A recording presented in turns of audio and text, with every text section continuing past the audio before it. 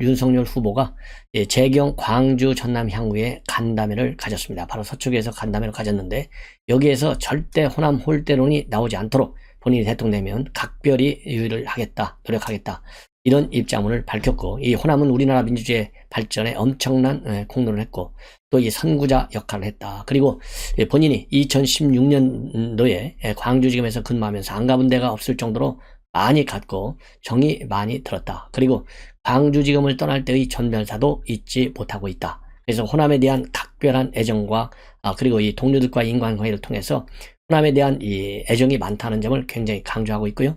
그리고 정치를 시작하고 나서도 맨 먼저 간 곳이 호남이고 5.18은 민주주의 헌법 정신을 피로지킨 항거다, 이렇게 밝혔습니다. 그리고 지역 발전과 관련해서 지금은 디지털 사회다, 4차 산업혁명에 빨리 올라타지 않으면 어떤 사람도 낙후되고 번영과 행복을 기대하기 어렵다라면서요. 호남 지역의 기존 산업은 더욱 디지털화하고 첨단 산업은 빨리 자리를 잡게 해서 이 호남 지역 완전히 새로운 지역으로 탈바꿈할 수 있도록 노력하겠다, 이렇게 입장을 밝혔고요. 그리고 이제 향후에 회원들이 간담회에서 전남 지역 의료기관 확충, 풍력 발전단지 인프라 구축, 우주 발사체 산업 육성, 이런 지역 현안을 건의했습니다. 그래서 의료기관 확충과 관련해서는요, 서울대 의대가 불암의 병원을 운영하고 있지 않습니까? 그런 것과 마찬가지로 전남대 의대가 명문이니까 의대 분원을 여러 곳에 만들어서 만들고 국가가 또 측면 지원하는 방법이 어떠냐, 이런 해법을 제시했습니다. 그리고 이 풍력 발전과 관련해서는요, 우리가 2050년까지 탄소 중립을 달성해야 해서 원전과 석탄을 쓰기 시작하면 달성할 수 없는 거 아니냐. 그래서 대외 의존도도 높아서 국제 기준에 미달하면 먹고 살 수도 없다, 이런 우려를 표명했어요. 그래서 원전과 신재생 에너지를 섞어가야 하는데, 신재생하면 기본적으로 풍력, 태양광 두 가지로 당장 목포 앞바다에 풍력 발전소를 하겠다는 말은 못 드려도 탄소 중립 로드맵을 만들어가는 과정에서 비용 등 같은 것을 잘 고려해서 추진해 보겠다. 당장 어디다 하겠다는 말은 못 드리지만은 할 수밖에 없는 거라고 생각한다. 그래서요, 이 호남 지역에 대한 이 각별한 애정을 말로만 하는 것이 아니라 실제적으로 정책을 통해서 추진하겠다라는 의미를 강하게 표명을 했습니다. 그리고요, 또 오늘 종로 한 소극장에서 청년문화예술인과 이 간담회를 가졌거든요. 이 꿈꾸는 것도 사치인가요? 라는 주제로 가졌는데, 여기에서 문화라는 영역에서도 복지라는 개념이 필요하기 때문에 정부가 문화 수요를 먼저 만들어내는 시스템을 구축하겠다라고 약속을 했어요. 그래서 분야분야에 정부가 돈을 너무 안 써서 청년 문화 예술인들이 겪는 어려움이 있기 때문에 관련 분야에 대한 막대한 재정을 투입할 필요가 있다. 그러면서요, 이 언제부턴가 청년들이 자신의 혼을 발산하는 기회가 점점 사라지기 시작했고, 그 자리는 소수의 그야말로 최고 인류 스타들로만 딱 채워지기 시작했다. 그래서 이 코로나까지 이제 계속돼가지고 청년 문화 예술인들이 전리력이 가까워 떨어지기 일보 직전에 있다는 생각이 든다, 이렇게 밝혔어요. 그러면서요, 1년에 연극과 영화, 공연, 전시 등에 상당한 돈을 썼으면 공제를 해줘서 문화예술 소비가 더 많이 일어날 수 있도록 기반을 만들겠다. 그리고 지방정부는 문화예술인과 거의 한 몸이 되다시피 해서 도와주고 발전 방안을 찾도록 우수 사례가 나오면 중앙정부가 비용을 보전하는 방법도 강구하겠다, 이렇게 밝혔습니다. 그리고요, 지상파 방송에서 코미디, 사극 이런 것들이 사라졌잖아요. 그래서 제가 방송 편성에 관여할 수는 없지만은 사극과 코미디를 없애는 자체는 정치 권력의 영향력 때문인 것 같은데, 그런 영향력을 행사하지 않으면 관련 생태가 잘 커나갈 수 있을 것이다 라고 밝혔고, 그리고 마무리 발언에서요, 월드컵에서 이 브라질 선수들이 나가면 최고의 스타들인데 그 나라에는 수백 배, 수천 배 선수층이 있다고 하는데 문화예술계도 튼튼한 넓은 선수층이 자리 잡을 수 있도록 기반을 만들겠다. 그리고 공정거래위원회가 문화예술계 공정거래를 주시하는 기관이 될 수 있는 방안도 생각하고 있다, 이렇게 밝혔습니다. 자, 그리고요, 또 이 저축은행, 부산저축은행 특검을 받아라, 이렇게 홍준표 후보가 입장을 내놓은 바 있어요. 그러니까 홍준표 의원의 입장은 바로 뭐냐, 이재명 특검, 이재명이 계속 이제 부산저축은행 이거 실사 받아라, 이렇게 얘기를 하고 있잖아요. 이와 관련해서 이재명한테는 도둑이 몽둥이를 들고 뻔뻔하게 설친다, 이렇게 입장을 내놨어요. 그래서 적반하장이라고 하는 것은 바로 이런 경우가 아닌가. 대장동 비리 설계자가 특검을 하자는데 무엇을 망설이느냐. 부산저축은행 부실수사 의혹도 여당이 수사를 요구하면 받고 오늘이라도 특검에 합의하라. 그러면서요. 대장동 비리는 정쟁이 아니라 국민을 분노케 하는 한국 사회 비리 카르텔이 합작한 민생 비리다. 여태 대장동 하나에 목매든 당 지도부는 다 어디 갔냐. 나는 도대체 도둑이 몽둥이 들고 뻔뻔스럽게 설치는데 우리가 머뭇거리는 이유를 모르겠다. 이런 입장문을 내놨습니다. 자, 왜냐하면 이재명 후보가요. 바로 최근에 검찰 수사가 저로서는 신뢰하기 어렵고 특검을 통해 깔끔하게 정리되길 바란다. 특검을 거부하는 윤석열이 범인일 수 있다. 그러면서요. 이재명의 근거 없는 의혹, 윤석열 후보의 근거 있는 혐의와 의혹을 포함해서 화천대유 비리 사건이 처음과 끝까지 성역 없는 특검을 요구한다. 이런 입장문을 내놨거든요. 이거에 대한 말하자면 윤석열 후보의 입장이 바로 이제 나는 이미 이 부산 저축은행 특검을 수행했다라고 다시 한번 밝혔습니다. 바로 이러한 얘기도요. 결국은 오늘 재경 호남 향후에 간담회를 가진 뒤에 기자들이 당장 오늘이라도 여당이 대장동 특검을 받길 바란다. 이렇게 하면서 이 부산저축은행 특검 요구에 관해서는 이미 오래전에 수용 의사를 밝혔다. 그러면서 10년 전 철저한 수사를 통해 처리한 부산저축은행 사건을 가지고 황당한 소리를 해도 부산저축은행까지 포함해 특검을 받으라는 얘기를 벌써 이미 오래전에 했다. 부산저축은행 건은 아마 특검해서 재수사하면 또 재미난 것들이 많이 나올 수 있다라고 강조를 하고 있습니다. 자, 그래서요. 지금 이제 특검 문제에 관해서는 윤석열 후보도 이제 분명히 다 하라 이렇게 밝혔어요. 자, 이거를 보면 이제 윤석열 후보 깔끔하게 아무 조건 없이 특검하자라고 하는 입장이 분명하고 그리고 상세하게 다 이제 나왔다 이렇게 봅니다. 자, 그리고요. 이 노재승 씨 과거 발언이 지금 많이 지금 논란이 되고 있어요. 이거와 관련해서는 청년과 자영업자라고 해서 여러분들의 추천에 의해 위촉이 됐는데 선대위에서 이분이 민간인 신분으로 하신 얘기들에 대해서 전반적으로 검토하고 있다고 들었다. 그리고 영입 철회 가능성과 관련해서는 지금 가정적으로 말씀드리기는 어렵고 과거 이 발언을 선대위에서 살펴보고 있다. 이런 점을 분명히 또 밝히고 있습니다. 자, 그리고요. 이 조동현 씨와 비교하는 내용이 많은데 이것은 대단히 사적인 영역이고 어떤 판단을 내려야 할지 국민들께 맡기는 게 도리라고 생각해서 선대위가 일절 논평을 내지 않았다. 이렇게 지금 이양수 수석 대변인이 밝히고요. 결론이 어떻게 날지는 본인 의사와 국민의 이해폭 그리고 국민이 얼마나 이해해 줄 것이냐를 종합적으로 고려해서 판단할 것이다. 그리고 또 언제가 될지는 조금 더 기다려 달라. 이렇게 입장을 발표했습니다. 그리고 이제 주말 일정과 관련해서요. 오늘 이제 종로에서 이 청년 행사를 했지 않습니까? 그러다 보니까 이 방역 상황을 봐가면서 주말 일정도 검토하겠다. 이런 입장을 내놨습니다. 자, 그리고요. 이번에는 이제 윤석열 후보 오늘 이제 행사 중에 내놓은 여러 가지 중요한 입장문을 여러분께 소개해 드렸고요. 이 박범계 오늘 출근길에 언론인들하고 만나가지고요. 이성윤 고검장 공산 유출 의혹 이것이 지금 이제 일파만파 파장을 일으키고 있지 않습니까? 그래서 검찰 내부에서의 반란도 상당히 심각한 수준이고 이 규모수의 리더십이 아주 현격하게 무너지는 이런 상황이 지금 이루어지고 있어요. 왜냐하면 김호수가 뭐라고 그랬어요? 이거 뭐 조심스러워서 입장 발표하기가 어렵다. 그런데 사필 규정이 될 것이다. 이런 얘기를 했잖아요. 이게 김호수가 총장 입장에서 할 수 있는 얘기인지 아무리 생각해도 여러분들이나 저나 도저히 이해할 수 없다라고 저는 이제 판단이 되는데 자, 그러다 보니까 이 문제와 관련해서 더군다나 이 공소장 유출 조사하라. 이거를 누가 맨 먼저 지시했냐면 박범계가 지시했어요. 이 박범계 지시에 따라서 대검 감찰부에서 조사했는데 수원지검 수사팀에서는 나간 게 없는 걸로 지금 이제 진상조사 결과가 나왔는데 이 조차도 지금 대검 감찰부가 발표를 안 해요. 김호수가 발표 안 해. 그러면서 거꾸로 이 수원지검 수사팀을 수사하고 있는 거예요. 공수처가. 대검을 압수수색하면서까지. 그러니까 수원지검 수사팀이 열받아가지고 입장문을 내놓고 또 이 검찰 내 간부들도 이 반발 입장문을 또 내놨지 않습니까? 이게 그래서 계속 커지고 있는 상황이에요. 이거를 말하자면 지금 오늘 출근길에 박범계한테 기자들이 물어봤어요. 물어보니까 뭐라고 얘기했느냐?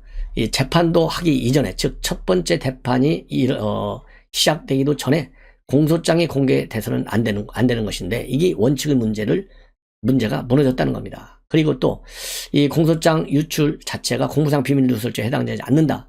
이것이 이제 검찰 내부의 의견이잖아요. 그럼에도 불구하고 공수처가 계속 수사하게 놓아두는 거. 이러니까 김호수가 뭐하고 앉아있느냐, 이런 반란 입장문이 나왔어요.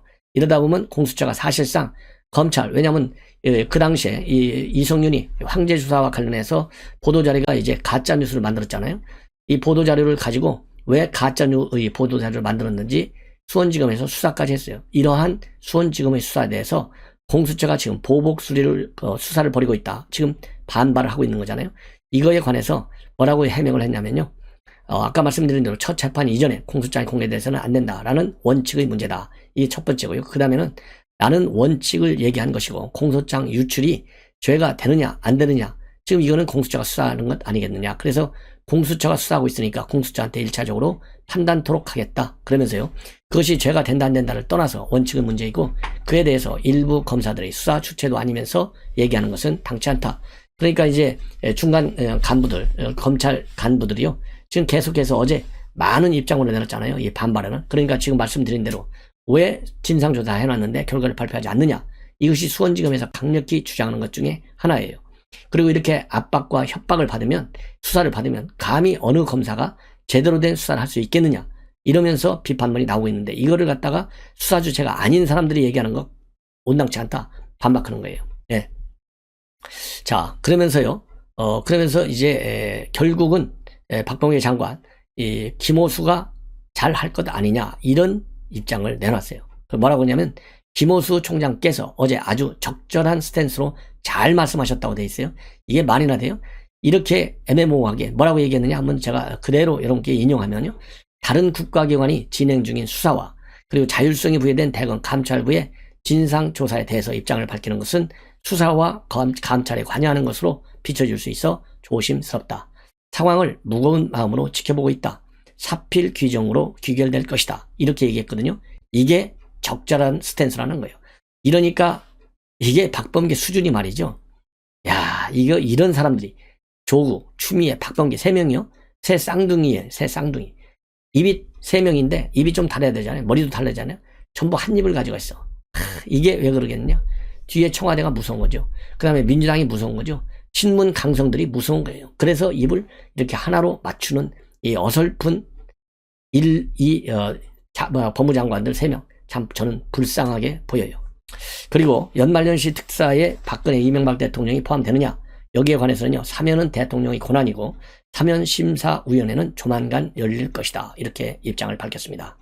이러한 박범계의 입장에 대해서 이 한동훈 검사장이 반박 입장문을 내놨어요.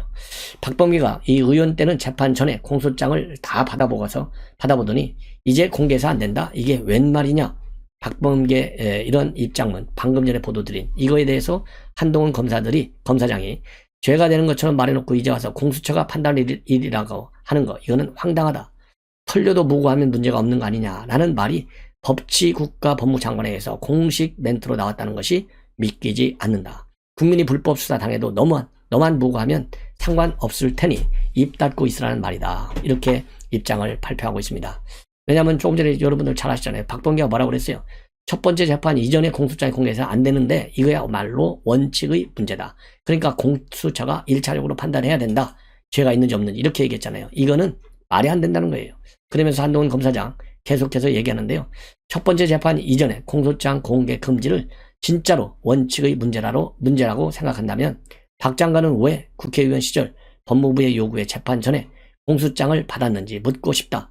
게다가 국정농단 특검법에 수사 중 수사 내용 무제한 공개가 가능하도록 하는 전대미문의 특별 조항까지 넣은 것은 다름 아닌 박범계 장관이었다. 그래서 이 과거에 박범계 공소장 받아본 사실, 이런 것들을 전부 지적해서 이중적 위선적 박범계의 모습을, 그 실체를 우리 국민한테 폭로하는 거예요.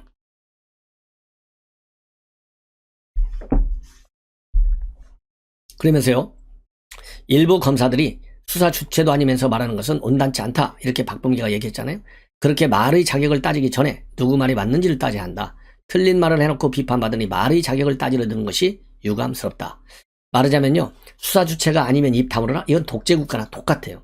수사 주체든 아니든 간에 더군다나 검찰, 현직 검찰 내부 이 망이 있잖아요. 2+망. 그러면 그 2+망을 왜 만들었어요? 자유롭게 의견 개진하는 거잖아요. 검사 장관이 누구여야 돼요? 헌법적 가치를 지키는 제1선에 있는 사람들이에요. 이거는 표현의 자유, 이에 재갈 물리기 발언한 거예요. 이 얘기는 결국 박범계가 검사들한테 너희들 수사 주체 아닌 검사들 함부로 그 검찰 내부망에 글 올리지 마. 알았지? 압박과 협박, 독재 장관으로서의 실체를 저는 드러내는 것이다. 매우 위험스러운 사고 방식이다. 저는 그렇게 판단을 합니다. 예. 자, 그 다음에는요, 이제 이용호, 지금 민주당에 과거에 있다가 이제 무소속으로 해서 출마해서 호남에서 유일하게 무소속인 이용호 의원이 어제 전격적으로 윤석열 후보 선대위에 공동선거위원장으로 임명이 됐습니다. 이것과 관련해서요, 중앙일보 강찬호 논설위원이 단독 보도를 하고 있어요. 즉, 입당 조건이 무엇이었는지, 그리고 입당 과정에서 누가 어떤, 말하자면 권고를 했는지, 상세하게 입당 이 과정에서 있었던 비하인드 스토리를 전부 공개하고 있습니다. 이 내용을 보면요, 첫 번째로 입당 전에 본인이 윤석열 후보한테 보낸 장문의 문자가 있다고 합니다. 이 장문의 문자는 뭐냐? 김종인 위원장의 손을 꼭 잡아라. 예, 김종인 위원장. 자, 이 얘기는 그러면서요, 김종인 위원장이 성사돼야 내가 국민의힘에 들어갈 수 있다라는 선걸 조건을 제시한 것으로 그렇게 지금 중앙일보가 단독으로 보도하고 있습니다. 그 다음에 또 이렇게 지금 이제 야당으로 입당을 하는 문제가 언론에 쭉 나오니까요, 송영길 대표를 비롯해서 핵심 인사들이 연일 이용호 의원한테 전화해가지고 지역 위원장 자리를 줄 테니까 또 다른 당군도 많이 줄 테니 민주당에 입당하라, 이렇게 설득했다는 사실도 폭로하고 있어요. 예. 자, 그런데도 안 간 이유는 이제 민주당에 대한 이 조변 석계식 행태, 절대 더 이상 속아남을 수 없기 때문에 안 갔다, 이렇게 밝히고 있습니다.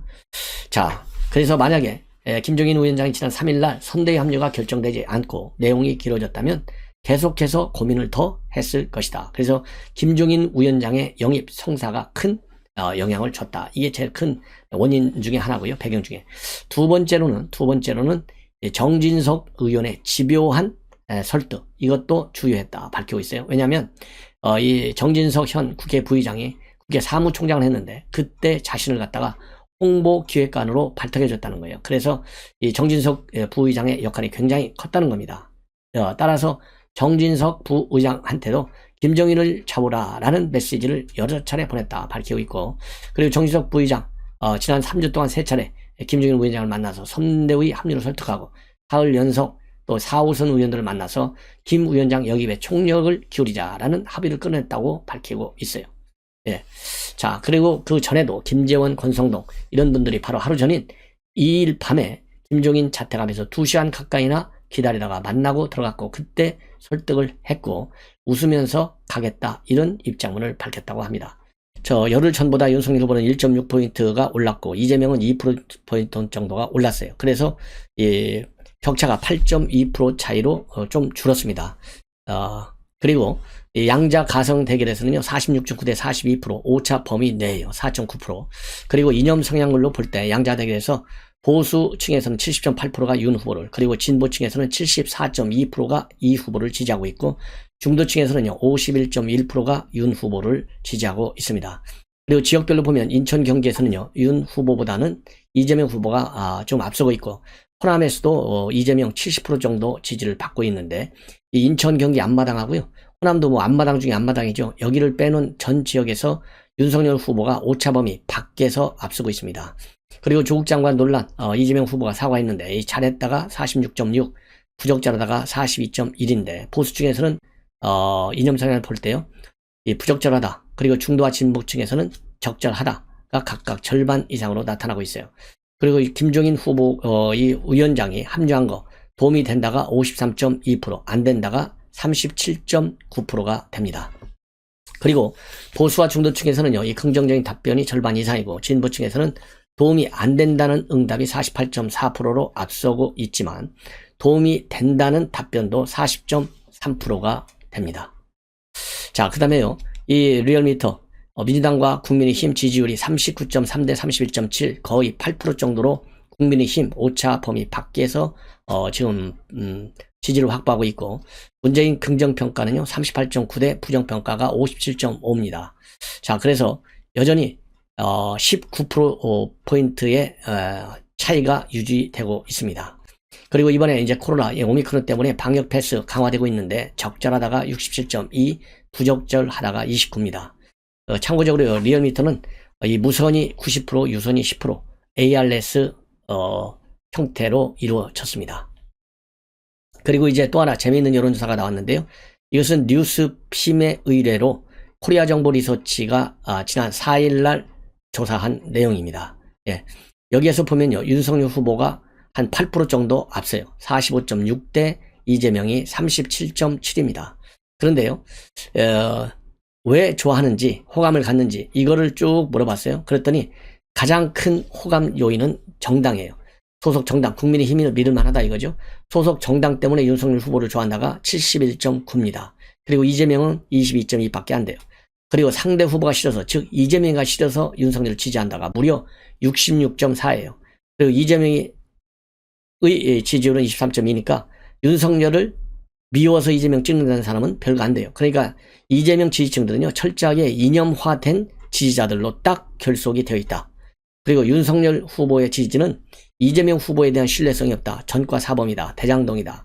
얼마나 미워요. 밉기 때문에 지금 뭐 다른 심상정인 안철수 찍을 수 없잖아요. 그러니까 윤석열 후보 쪽으로 이 정권 교체의 필요성, 그리고 문재인의 부정층들이 대부분 윤석열로 모이고 있는 현상이 바로 이 숲 지표를 보면 알아요. 66.4%. 그리고 인물 댐댐에서도 윤석열이 이제 앞서고 있어요. 확실하게. 윤석열은 54.9, 이재명은 22.4입니다. 그리고 공약면에서도 앞서요. 윤석열 49.1, 이재명 24.0입니다.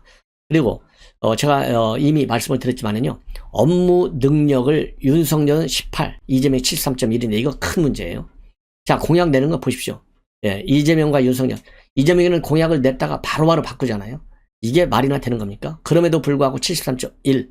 그래서 이 업무 능력, 이게 이제 검찰만 쭉 하다 보니까 성남시장 경기도지사에 비해서 업무 능력이 떨어지다, 이런 선입견을 가지고 있는 것 같은데 반드시 불식시켜야 되고, 이 선입견을 불식시키는데 역할을 해야 할 분은 김종인과 김병준 그리고 김한길, 이 세 분이 주도적 역할을 해야 되겠다. 그리고 선대위를 구성하고 있는 특히 정책총괄본부, 여기에서의 역할이 상당히 강화되어야 되겠다. 이런 지금 필요성을 지적해 주는 것 같습니다. 참고적으로요, 저는 외교안보정책총괄본부에서 힘을 합치고 있습니다. 자, 이렇게 해서 이번 여론조사를 보면 신율명지대 정액과 교수가 이 평가를 하고 있어요. 뉴스핌, 선거라는 것은 자기가 제일 싫어하는 사람을 피하기 위해 선택을 하는 과정이다. 상대 후보가 싫어서 선택할 경우에는 지지 후보에 대한 충성도가 낮아서 언제든지 마음을 바꿀 수 있는 다른 후보가 그만큼 있다는 이야기다. 그러면서요, 그런 점에서 본다면 윤석열 후보의 지지도가 안정적인 지지율이라고 보기 힘든 측면이 분명히 있다. 그러면서요, 지금은 윤 후보가 정책을 보여준 것이 없기 때문에 김종인 위원장의 선대위 합류로 소위 말해서 정책 같은 것을 많이 이야기하기 시작하면 상황이 바뀔 것이다. 이렇게 해석을 하고 있어요. 그래서 제가 지금 여러분께 말씀을 드린 내용하고 거의 비슷하지 않습니까? 자, 이런 가운데요, 윤석열 후보가 조금 전에 페북에 입장문을 내놨습니다. 어제 홍대 사거리 직접 이 방호등을 들고 자유방범 대원들하고 동행 순찰을 한 바 있어요. 이걸 하면서 느낀 소회를 적은 것 같아요. 그래서 누구든 늦은 밤에 귀가하는 것이 두려워서는 안 된다. 그래서 대통령의 제1의 국민 임무는 국민 안전을 보호하는 데 있다. 이렇게 밝혔습니다. 자, 그래서 누구든 범죄 위협에 직면했을 때는 경찰 등 국가의 보호를 받을 수 있어야 한다. 국가의 가장 중요한 임무는 안전보호고, 국가는 국민의 생명과 재산을 내 외부의 위협으로부터 보호해야 한다. 그것이 첫째 국가의 임무다. 이렇게 밝히고 있습니다. 그러면서요, 국민은 불안하고, 사실 요 몇 년간 국민의 관심을 끌었던 강력 사건들을 열거하자면 너무 많아서 일일이 셀 수 없다. 국가는 국민의 안전과 생명이 위협받는 곳에 있어야 하고, 국민이 세금을 내고 전쟁이 났을 때 목숨을 걸고 나라를 지키는 것은 내가 필요할 때 국가가 나를 지켜준다는 믿음을 전제로 하는 것이다. 과연 대한민국은 국민께 그런 믿음을 주고 있는가? 여러 차례 자문한 하루였고, 사회적으로 여러 가지 노력이 필요합니다만, 저는 정부를 책임지게 되면 국가의 가장 첫째 가는 의무로 국민의 안전을 보호하는데 모든 역량을 쏟아 붓겠다. 이렇게 강조를 했습니다. 자, 이제는요, 윤석열 후보 측에서 김건희 줄리서를 퍼뜨린 가짜뉴스 메이커 유튜브 방송하고, 그 다음에 추미애 그리고 관련 보도 내용을 기사화한 기자에 대해서 강력한 법적 조치를 취하겠다라는 입장문을 내놨습니다. 이 최지연 선대위 수석 부대변인이 공지한 내용입니다. 그래서 이 김건희 씨가 줄리라는 예명으로 유흥업소했다는 일화를 보도한 이랬다는 루머를 보도한 매체 기자, 이를 공개적으로 언급한 추미애 강력한 법적 조치를 취하겠다는데요. 빨리 좀 취했으면 좋겠어요. 그래야 추미애 입이 더 열리죠. 예. 그래서 이 공지문 내용을 조금 소개해드리면, A 유튜브 채널의 방송은 가짜뉴스다. 이런 가짜뉴스에 편승하여 보도를 한 비매체 기자와 공개적으로 글을 올린 추미애 강력한 법적 조치를 취하겠다. 그리고 A 유튜브 채널은 제보자라는 사람을 내세워서 97년 5월경 줄리라는 예명을 쓰는 김건희 씨로부터 접대를 받았다는 취지의 방송을 하였으나 사실과 다르고 방송 자체로 말이 안 된다. 제보자 한 명을 내세워 김건희 씨에 대한 입에 담을 수 없는 수준 낮은 내용을 그대로 방송하고, 하반부에는 같은 제보자가 이재명 후보의 어린 시절을 증하며 예찬론을 펼친데 이런 것을 방송하거나 언급한 분들은 부끄럽지도 않냐. 그러면서요, 방송에서는 공공대 시간 강사로 소개받았다고 하는데 97년에는 김건희 씨가 숙명여대 교육대학원을 다니고 있었다. 라마다 르네상스 회장을 처음 안 시점은 훨씬 뒤로서 97년경은 서로 알지도 못하는 때다. 씨가 반치 않자 4년 전인 97년경 미리 시간 강사가 되기로 내정되어 있었기 때문에 시간 강사로 소개한 것 같다는 말도 안 되는 해석까지 붙였다. 단연코 김건희 씨는 유흥주점에서 근무한 사실이 전혀 없다. 이렇게 밝히고 있습니다. 그러면서 이런 방식이 사람을 대하는 민주당의 민낯이다. 대선 후보였던 추미애 전 장관까지 나서 근거 없는 인신 공격도 잔혹하게 퍼뜨린다. 정권 교체를 해야 하는 이유가 또 하나 늘었다. 이런 끔찍한 인격 살인과 허위사실 유포에 대해서는 강력히 대처하겠다. 자, 이 건에 덧붙여서요, 추미애가 말이죠, 이미 고소 고발된 사건이 아마도 한 20여 개는 될 겁니다. 이 사건 수사 어떻게 되고 있는지 우리 주요 이 언론 매체 좀 추적 보도를 해 주십사 말씀을 드리고, 이번 이 윤석열 캠프 측에서의 추미애 고소 고발할 경우에 과연 어떻게 검찰에서 다루는지도 우리가 추적 보도를 빨리빨리 해 주셔야 되겠다. 이렇게 저는 생각을 합니다. 자, 이번에는 윤석열 후보가 어젯밤에 KBS ETV 예능 프로그램 옥탑방의 문제아들에 출연했어요. 그래서 이 문제아들을 출연해가지고 그동안의 정치 문제와 또 이 대학때 공부한 얘기, 이런 얘기 비화들을 꺼냈습니다. 그래서 정치를 할 만하냐 이렇게 물으니까요, 어렵지만 하는 것이고 할 만해서 하는 게 아니고 시작했으니까 이제 국민만 바라보고 간다는 마음으로 가는 것이다. 그리고 분수가 엄청 많이 들어오는데 처음에는 SNS로 문자 메시지로 몇백 개씩 와서 아침 저녁으로 4시간씩이나 답장을 했다. 요즘은요, 미안하지만 골라서 답한다. 시간이 없으니까. 자, 그리고요, 이 의상 문제에 관해서 이 부인이 패션 조언을 안 해주느냐 이런 질문에 관해서는요, 패션 의상 조언을 해주는데 말을 잘 안 듣다 보니까 부인이 이제는 포기했다. 그리고 부인이 예능에 나온 모습을 보고 소질 있네 라고 하면서 웃음을 터뜨렸다라고 밝히고 있습니다. 그리고 서울법대 출신이자 사법시험 구수 일화로도 유명한데, 윤 후보는 본인만의 공부 비법, 재미없는 암기 과목은 낮에, 그리고 좋아하는 과목은 밤에 하는 게 좋고, 그래도 너무 졸리면 자야지, 이렇게 농담을 했습니다. 그리고 현소 원칙자로 알려져 있잖아요. 근데 아버지도 원칙을 중시하는 분이어서 공부 안 하고 술 마시고 밤늦게 들어오다가 고무호수로 맞기도 했다. 이런 일화도 전하고 있습니다. 그래서 식도락가이자 애주가로도 유명한 윤석열 후보잖아요. 양장피에는 소주, 그리고 막걸리에는 식물성 안주, 그리고 소맥에는 치킨이 굉장히 좋다. 이런 식성을 또 공개하기도 했습니다. 자, 이제는요, 이 김종인 위원장이 연합뉴스와의 인터뷰를 했습니다. 이 인터뷰 내용이 지금 막 보도되고 있어요. 이 인터뷰 내용 상당히 다양한 주제로 인터뷰를 했는데요. 이 내용에 관해서 말씀을 드리면, 우선 홀로 모든 걸 독식해야 한다는 사고를 버리고 협치 내지는 통합적 사고방식으로 다양한 사람을 굉장히 다방면에서 골라써야 한다. 즉 탕평 인사책을 주장하고 있어요. 그러면서 민주통합정부를 만들지 않으면 안 된다. 그래서 협치 내각 구상도 밝혔습니다. 이를 통해서 국민의 공감을 얻어내서 야당의 압박을 해소해야 된다. 이렇게 얘기를 했는데, 이 얘기는 결국 뭡니까? 여의도 민주당 의석 169석이잖아요. 여소야대. 그래서 이 협치가 불가피하다는 측면을 강조하고 있는 거예요. 그러면서 야당 인사라도 유능하면 발탁하는 탕평 거국 내각을 의미하는 것이냐라는 질문에 관해서 분명하게 그런 거죠. 그래서 일반 국민이 공감하는 정부를 구성하는데 야당이 극단적으로 반대하면 국민이 용납하지 않을 것이다. 그리고 문재인 대통령이 후보 시절 협치한다고 했던 약속을 하나도 지키지 못해서 정치적으로 극단적인 갈등을 겪을 수밖에 없는 상황을 만들었고 반면 교사로 삼아야 한다고도 언급했습니다. 그리고 정계 개편 가능성과 관련해서는요, 윤 후보가 당선이 되면 자연적으로 종전과 같은 정치 행태는 존재하지 못할 것이다. 약간의 정계 개편이란 것이 있을 수 있다. 그래서 정계 개편 가능성을 시사하고 있는 점이 매우 이채롭다. 이렇게 보여지고요. 그리고 제왕적 대통령이 되면 또 망하는 것이고 지금은 민주당이 국회를 장악하고 있어서 윤 후보가 대통령이 된다고 할지라도 제왕적 대통령을 할 수가 없다. 그러면서 당선된다 하더라도 정치 환경이 녹록지 않고 과연 순순하게 정부가 출발해서 2년 동안 정책을 제대로 이행할 수 있을지 문제가 있고 선거하는 과정에서도 후보와 논의를 할 수밖에 없다.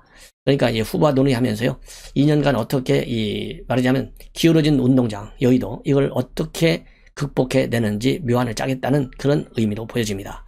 그리고요, 권력구조 개편을 위한 개헌 가능성과 관련해서 개헌은 하고 싶어서 하는 것이 아니라 상황이 그쪽으로 몰고 가면 할 수밖에 없다.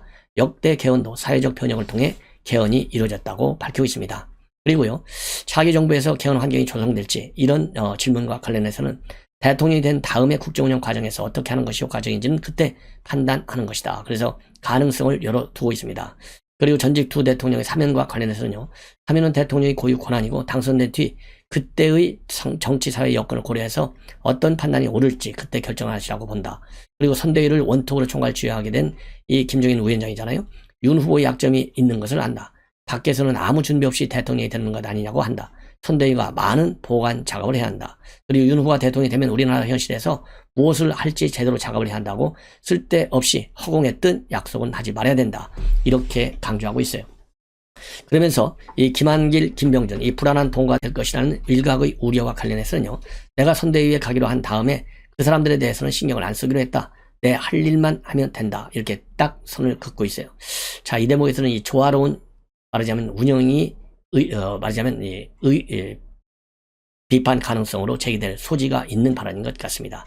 그리고 안철수와의 대선 연대, 안 후보가 합리적인 사람인데 대선 패배 결과가 뻔한데 끝까지 간다는 것은 상상이 안 된다. 그래서 또 한 번 중도 사퇴하라라고 하는 압박문이나 마찬가지입니다. 그리고 종로 보궐선거에 출마하는 방식으로 연대할 가능성, 그것은 안 후보가 대통령 출마 선언을 하기 전 이야기인데 지금 와서 어떻게 될지는 모르겠다. 그리고 대선 승리 시 김 위원장이 인수위원장이나 초대 국무총리를 맡을 수 있다는 전망과 관련해서는요, 아마 하고 싶은 사람이 너무 많을 텐데 내가 그 와중에 끼고 싶지 않다. 웃으면서 말했다고 합니다. 웃으면서. 예, 이 웃으면서 말한 얘기가요, 말이 안 되니까 웃을 수도 있고, 그거 내 의중을 내보내야 되나 고민하는 측면에서 웃을 수도 있어요. 그러면서 그때 가봐야 알겠지만 그런 일이 일어나리라 생각하지 않는다. 경선 전과 후보 확정 뒤 대통령이 된 다음에 일관성을 유지하는 사람을 보지 못했다. 일관성을 유지하지 못하고 정직하지 않으면 결국 성공하지 못한다. 이거 굉장히 얘기인데요. 그러니까 나 총리를 선택해야지. 내가 오겠다는 얘기는 총리 잘라는 얘기인데 알아서 해. 이 얘기인지 이게 알아먹기가 참 어렵네요. 여러분들의 풍부한 상상력에 제가 맡기겠습니다. 자, 그래서 이 초대 총리를 맡는다는 설, 그 다음에 인수위원장을 맡는다는 설, 다양한 설들이 지금 제기되고 있어요. 이제 나경원 의원 얘기인데요. 100의 종군 선언했잖아요. 내가 내 선대위에 내 자리가 있는지 없는지는 모르겠지만은 그야말로 내 자리라도 내놓고 싶다. 그 자리가 한 표라도 가져올 수 있는 의원 확대를 위한 인사 영입에 사용되길 소망한다. 이런 입장을 내놓은 바 있어요. 지난달 22일입니다. 그러면서 우리 후보와 당의 승리를 위해서 미랄이 되고 싶다. 자리 양보를 밝혔어요. 그래서 아직까지는 공동 선대위원장에 거론도 되지 않고 있는데 이번에 이용우 의원이 공된 선대위원장에 어제 임명이 됐잖아요. 자, 이렇게 해서 공식적으로 나경원 의원이 100의 종군하겠다는 뜻을 처음으로 밝혔습니다. 뭐라고 밝혔냐면 나의 100의 종군으로 비워진 자리에 더 많은 외부 인사가 영입되길 바란다. 입당한 이용우 의원에게 박수를 보낸다. 정권교체는 국민의 명령이며 우리가 이를 이루지 못한다면 역사와 후세에 큰 죄를 짓는 것이다. 최선을 다할 것이라고 다짐한다. 그러면서요, 6일날 열린 윤석열 후보 선대위 출범식에 참석한 사진도 덧붙였습니다. 참고적으로 이용우 의원 7일날 국민의힘에 입당을 했어요. 그래서 공동선대위원장에 임명이 됐고, 이용우 의원은 정치적 거취를 긴 시간 숙고했다고 밝히면서 어려운 길을 선택하기로 했다. 그래서 윤석열 후보와 함께 이번 대선을 통해서 대한민국이 더 국민을 향한 나라가 될 수 있도록 최선을 다하겠다라고 밝혔고, 윤석열 후보도요, 대선 앞두고 천군 만마를 얻은 것 같고 지역 감정을 타파하고 한국 정치 발전과 당의 지지 기반을 더 확대하는 데 중요한 계기가 될 것이다. 그리고 김정일 위원장도 이 의원이 대선을 위해서 노력해 호남 지역 득표율이 올라갈 수 있도록 애써 주길 바란다. 이런 입장문을 내놓은 바 있습니다.